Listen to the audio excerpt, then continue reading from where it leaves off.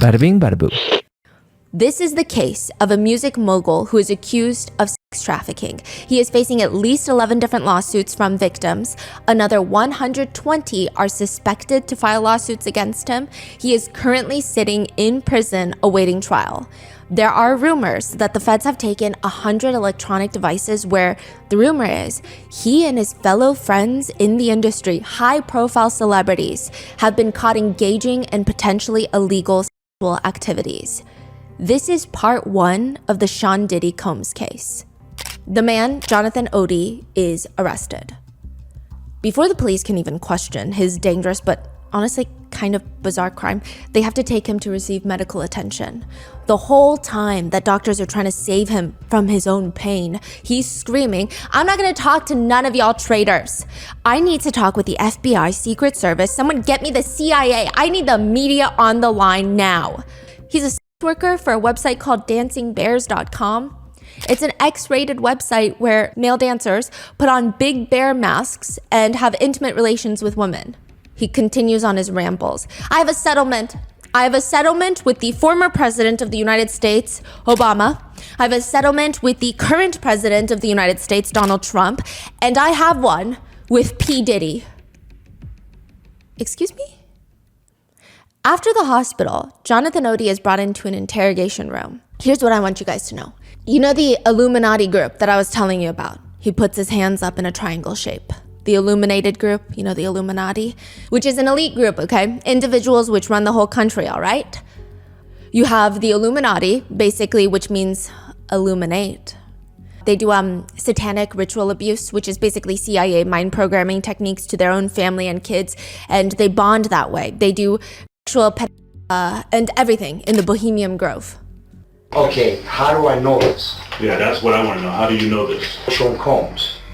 Puff Daddy? Yeah. P. Diddy, whatever you call himself these days. Yeah, go ahead. Yeah, he's part of what's called the Boule. The Boule is a branch of the Illuminati. Okay. So I have this settlement with Sean, and he belongs to that agenda. That's why he's so famous. They land over contracts. Okay.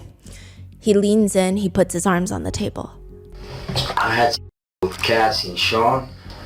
Basically, he would tell me what to do with Cassie, and I heard a lot. Because when they would do it, Sean talks a lot on the phone and on the TV with speakers and stuff, and I'll be in there. I was like a slave. He alleges, in more simplified terms, they move drugs all over the United States. They move drugs in private jets that don't get screened within the United States domestically. They move all that dope in the private jets. They move what's called high-grade powder MDMA. They move cocaine. They move liquid cocaine in their bottles too. I've seen the liquid cocaine. I've drank it myself. Having Diddy and Cassie. Okay, it's not good. He drinks it all the time. Alright, he calls it G-juice, but it's liquid cocaine. Alright. There's many parts of the interrogation that sounds like the unhinged ramblings of someone who has lost touch with reality and has gotten swept up in every internet conspiracy possible. But the question is, what if there's even a little bit of truth to what he's saying? Because 4 years later, the Department of Homeland Security conduct a multi-state raid on Diddy's LA mansion and his Miami mansion. Tanks are driving up to that house. A swarm of fully decked out, in tactical gear officials start clearing through that house. They've got guns pointed in every direction. They're sending in drones to check rooms. Diddy's two sons, 30-year-old Justin and 25-year-old Christian, are forced up against the wall, handcuffed with guns pointed at them. They're dragged out of the house while the rest of the team tear through that place, which is interesting because what exactly are these Homeland Security officials looking for? It's said by the time that they left, there were just cables dangling around, like they unplugged some security cameras, multiple safes that were left wide open, almost 100 electronics confiscated. At the same time, his massive $40 million compound in Miami was also raided by Homeland Security at the same time. Whoa. Coordinated. It's a pretty crazy visual to see Homeland Security just rolling up in tanks, camo, full gear. There's only like 50 houses on this little island that he lives in Miami. It's called Star Island. It's like a billionaire island. Interestingly enough, Alex Rodriguez and his then girlfriend Jennifer Lopez, who also happens to be Diddy's ex-girlfriend, owned a house on the same island. 40 million Miami home, 60 million LA home, both getting raided at the same time. By Homeland Security. And where is Diddy? Diddy, he's at an airport in Miami. There's actually someone who took a video of him pacing around because I'm sure he's getting all the news that his homes are getting raided. He just got spoken to by Homeland Security.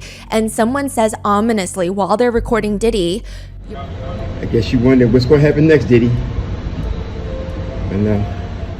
it's very unsettling. The whole thing is unsettling. When your house gets raided by Homeland Security, that is very odd. Yeah. Homeland Security is the department that is responsible for trafficking. In a statement, the feds would reveal that they are investigating Diddy for trafficking charges and that they found 1,000 bottles of baby oil and lubricant along with narcotics in Diddy's mansion. That is enough to fill a 100-gallon fish tank. You could use the baby oil to paint the surface, the outside of the White House one time and then another half. So some people think that it was included in the indictment to indicate this amount of baby oil must have links to trafficking. You don't just do this as someone who loves to have intimate relations with even multiple women and men, who cares, right? But this gives some sort of organized brothel vibes. Or some people think that it was included in the indictment along with the narcotics because there is suspicion that the baby oil has been laced with something. Now, but more alarming is that they find 9 AR-15 style weapons, 6 with the serial numbers intact, but 3 of them, the serial numbers are scratched off. His homes are raided in March of 2024. Cassie Ventura, Diddy's ex-girlfriend, files her lawsuit November 2023. But everyone thinks, no. The lawsuit actually starts back in 2022. I know it's very confusing. Bear with me here. 2022, Cassie and Diddy have already been broken up for 4 years now. In fact, Cassie is married to another man. She's a mom with 2 beautiful children, but Diddy is winning the BET Lifetime Achievement Award. But in his winning speech, he says, "Anything I do is through love. That's what I evolved to be. That's what I'm doing right now. I was in a dark place for a few years, and I gotta give a special thank you to the people that was really there for me." He lists a few people, and then there's this odd moment where he looks directly into the camera and says, "Cassie, for holding me down in dark times. Love." Yeah, and also Cassie for holding me down in the dark times. Love. They broke up in 2018. This is in 2022. That is crazy. She's married. She's moved on. It's not like they're still on and off. He's dating Young Miami. He's dated like a string of other women, allegedly. Cassie's not even there. Yeah. This is very strange. Is it like kind of like a threat almost? That's what it feels like. At the time, nobody thought it was. They just thought it was kind of disrespectful to Young Miami. But now in hindsight, it feels like a threat. Because just 18 months later, Cassie will file a lawsuit against Diddy. She states that even the start of their relationship was not something she consented to. The 19-year-old Cassie gets presented with this very simple 10-album deal with Diddy's record label, Bad Boy Records. So far, Cassie just has a few songs that by chance happen to be playing at a club. When was this? This is back in 2006. This is when they first meet. Her songs were playing at a club that Diddy was at, and he's intrigued. I mean, her voice, it's nice. She's going viral on MySpace at the time.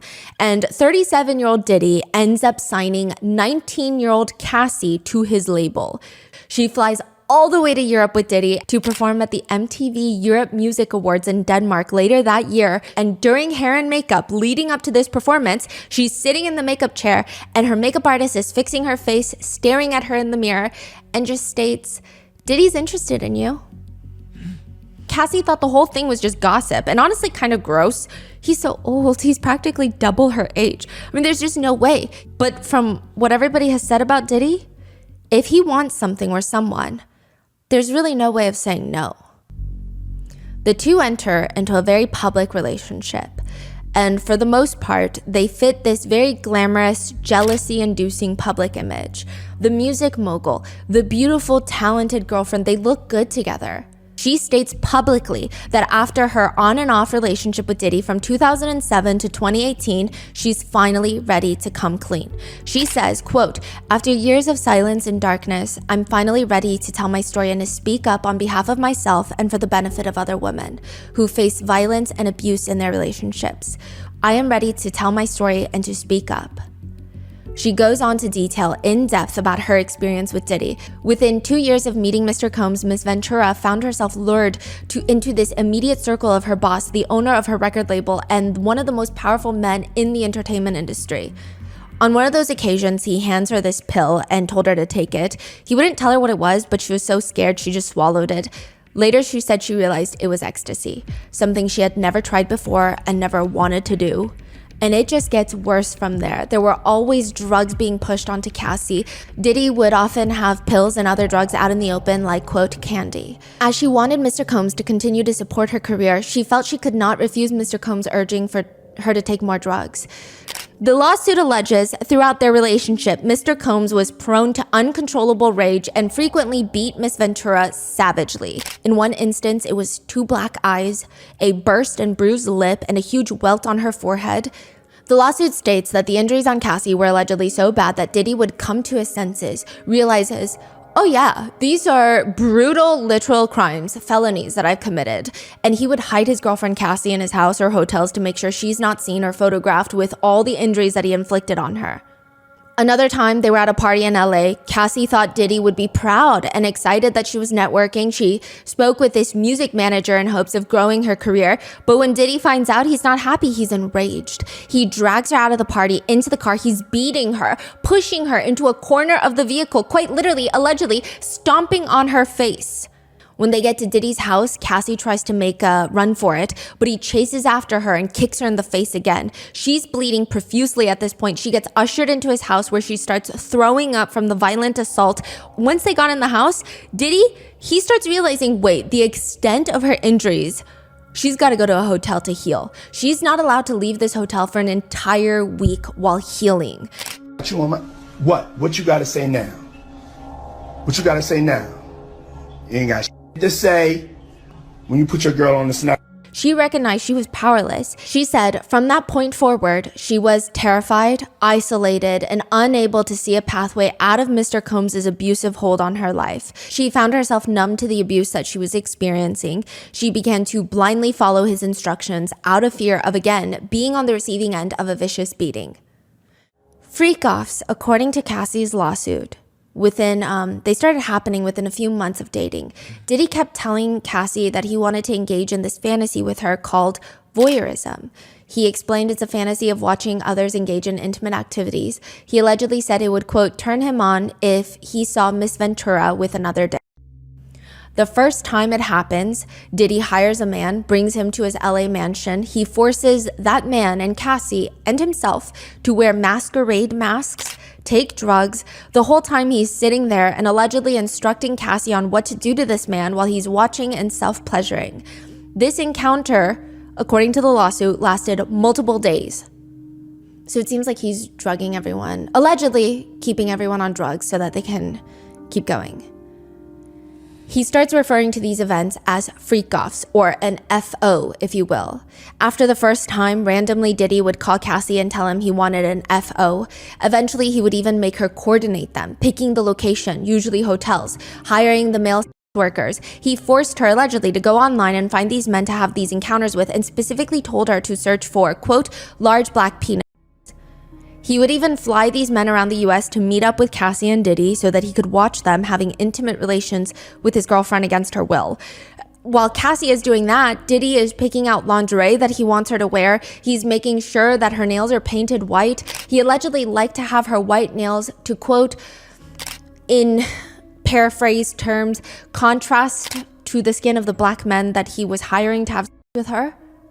Diddy's assistants would be sent to the hotel to set up the FOs, which, by the way, there's a Conan O'Brien segment. Conan O'Brien was like, I heard this rumor that you don't actually ever check into a hotel by yourself. Like, you are not a normal person. You don't check in and like, oh, where's my room? You send people to check in for you and get the room ready. And he says, yeah, like they got to make it sexy before I arrive. For preparing the sexy. Preparing the sexy. Yeah. You know, roses and things of that nature. I'm into baths. It's just little things that I personally like. So he would have his assistants send to the hotel to set up for the FO, set up with baby oil, Astroglide, all these things. And there are also allegedly a ton of drugs present: ecstasy, cocaine, GHB, ketamine, marijuana, alcohol. Honestly, it's the only thing that let Cassie disassociate from these encounters. There's so much coordination happening for just one of these encounters. It's really hard to say how many people on Diddy's team were involved in these arrangements. Another odd part of the routine is after the freak-offs, they would get IV fluids to recover from all the heavy drug usage. These freak-offs became more and more frequent, sometimes happening once a week.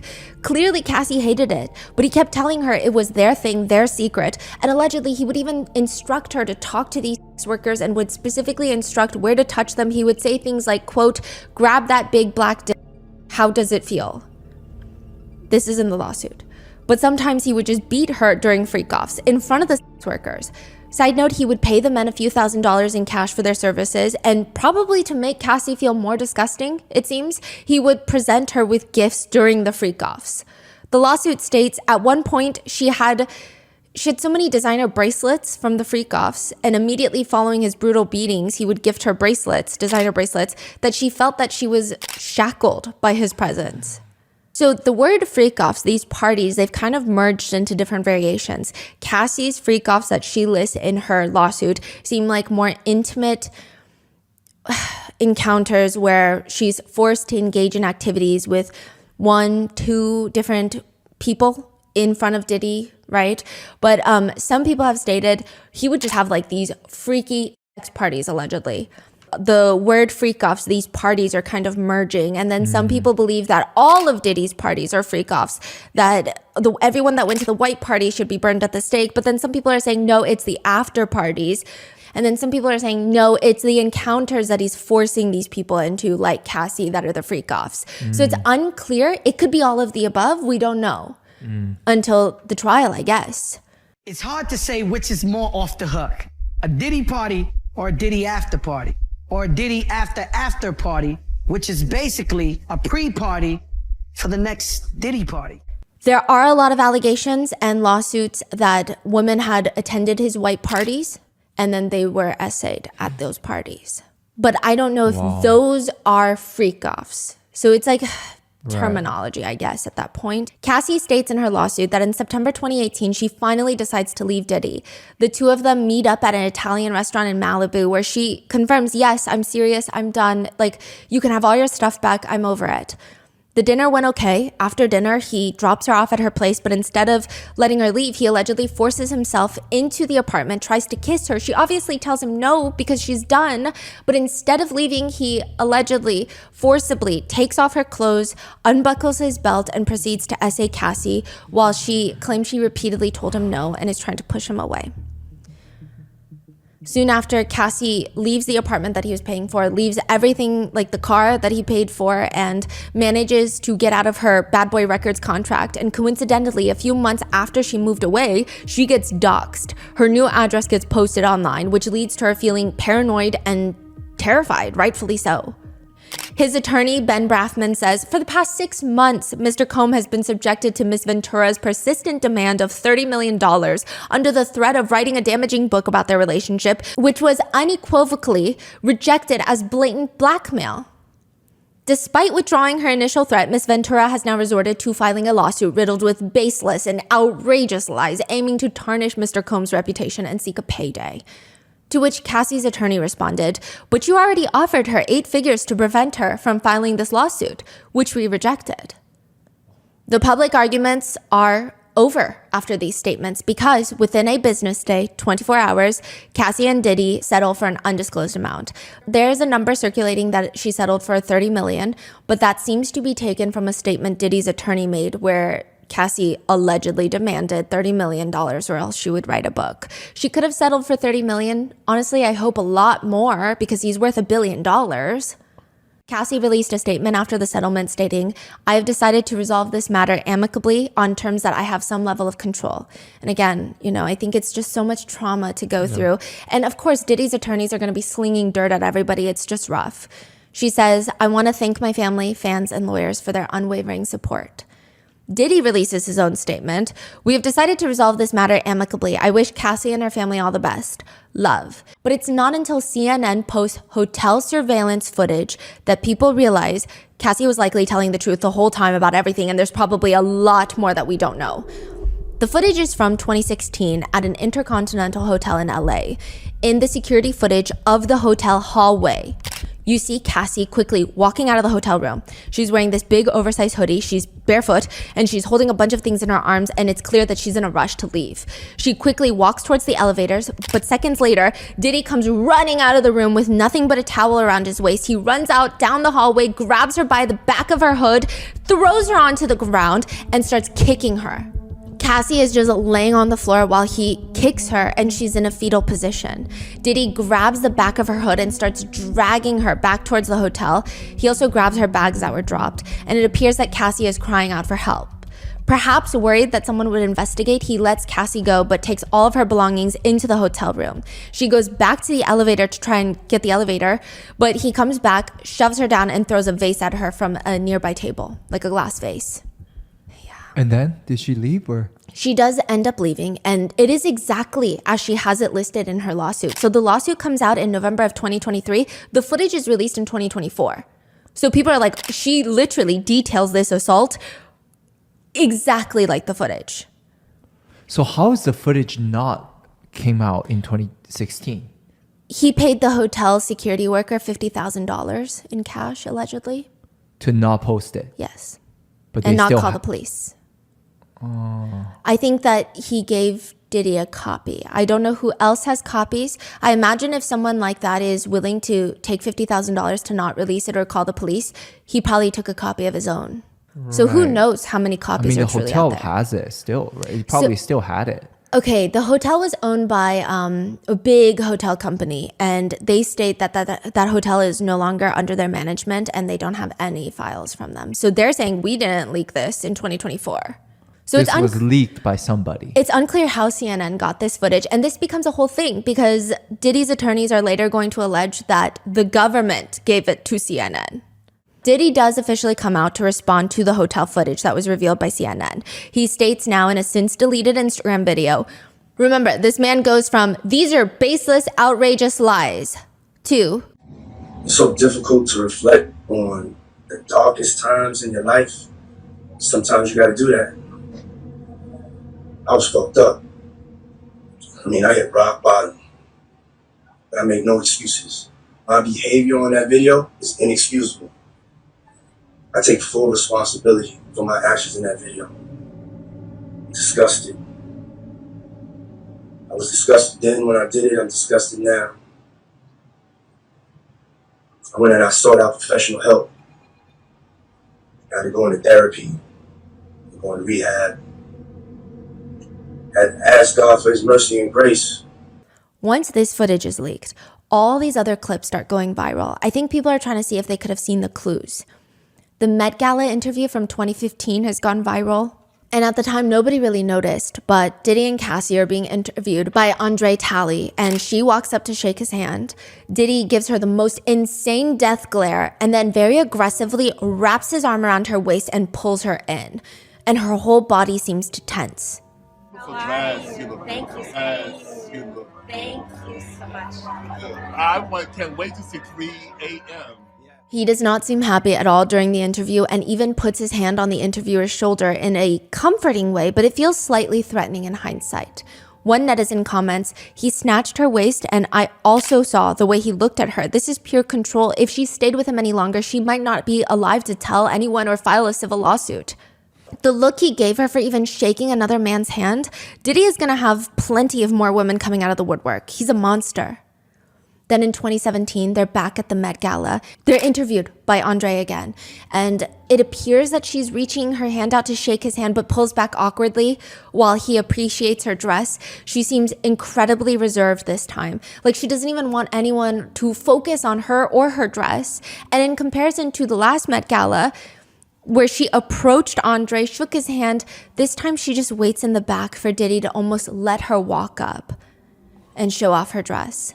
Hardest working man in showbiz. Is this your avant-garde moment? Yeah. This is it. This is fearlessness. This is it. The next Met Gala clip that goes viral is the next year, 2018, the year they break up. The theme is heavenly bodies, fashion, and the Catholic imagination. So Liza Koshy was asking each attendee the same question. Is there anything you'd like to confess tonight? Playing into the theme. But when she asks Cassie, a lot of netizens have pointed out, Diddy gives her a death glare once again. She stammers for about half a second before putting her hands into a prayer, and saying, I keep everything here, or right here. And she points at herself and Diddy. She says she keep everything right here between him and her and Diddy? Yeah, or like her and prayers, God, I guess. But it's just the way that Diddy looks at her when they ask this question, and the way that she it seems that she appears nervous and stressed about the question. Confess tonight before you go in. I keep everything right here. There you go. Or right here. There you go. In total, 11 lawsuits would hit Diddy back to back. After Cassie's lawsuit. Yes. And then he will be hit with that federal raid on his houses, on both of his homes in March 2024 for an investigation into trafficking. Now the questions are open again. What the hell is going on? And none of Diddy's attorney's comments are even making sense. I will say a lot of the serious allegations do briefly get overshadowed by the baby oil memes, which Diddy's attorney doesn't really make it any better. He says, it wasn't 1,000 baby bottle oils, but it was a lot. And I'm not sure what the baby oil has to do with anything. He has a big house. He buys in bulk. You know, I think they have Costco's in every place where he has a home. Which Costco responded to this statement stating, we do not sell baby oil in any of our U.S. locations. Keep our name out your mouth. That's crazy. Basically. Cassie does state it's hard because nobody associates her with music anymore, but more so just Diddy's girlfriend. But she still has that core group of fans that are just asking for more and more music. And it's difficult because, you know, she loves music and she's working on it. People have also taken apart a video Cassie uploaded, a music video released 1 year before their breakup. It's titled Cassie, a short film where she alludes to a toxic relationship, and she says he's like an aggravating high. Like the high you want to go away, but you never want to go away. It creeps up on you, has you do some crazy shit that you would never do, and then it leaves you in the middle of the night. In it, she has a line that says, I just want to be free. And in the end of the short film, she drives off from the toxic relationship by herself, and she's standing in the desert with her arms outstretched, to which people allude and think it's her spreading her wings. She does state in an interview that this short film was really important for her because she was involved in every creative aspect of it. Cassie has also made her only public statement since her lawsuit about the matter. She writes, the outpouring of love has created a place for my younger self to settle and feel safe now. But this is only the beginning. Domestic violence is the issue. It broke me down to someone I never thought I would become. With a lot of hard work, I'm better today, but I will always be recovering from my past. My only ask is that everyone open your heart to believing victims the first time. It takes a lot of heart to tell the truth out of a situation that you were powerless in. I offer my hand to those who are still living in fear. Reach out to your people. Don't cut them off. No one should carry this weight alone. The healing journey is never ending, but this support means everything to me. Thank you. Love always, Cassie. Her husband, Alex Fine, posted to Instagram, a letter to women and children. Men who hit women aren't men. Men who enable it and protect those aren't men.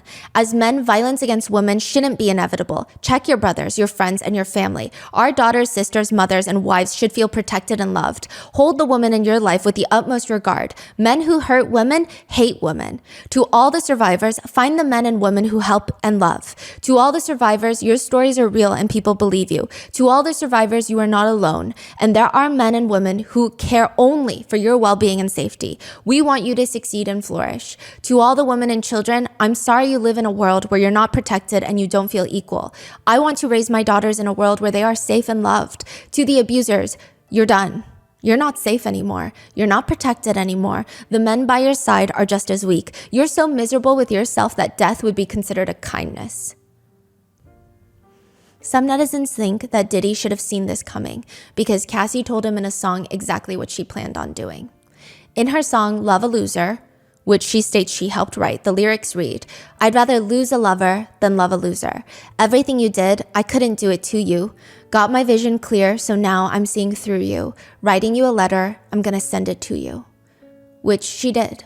The letter just happened to be in the form of a lawsuit that would end his career. This is the tip of the iceberg, and this is part 1. Part 2 will be up soon. In that episode, we will be going in depth on the other 11 lawsuits, as well as in depth on the one lawsuit against his son, which is about what happened at a Diddy yacht party, and the very, very strange death of the mother of his children, Kim Porter, and the very controversial book that claims to be her diary entries before her death. And that book seems to implicate Diddy as having a much larger role in her death. So stay tuned for that. Stay safe, and I will see you in the next one.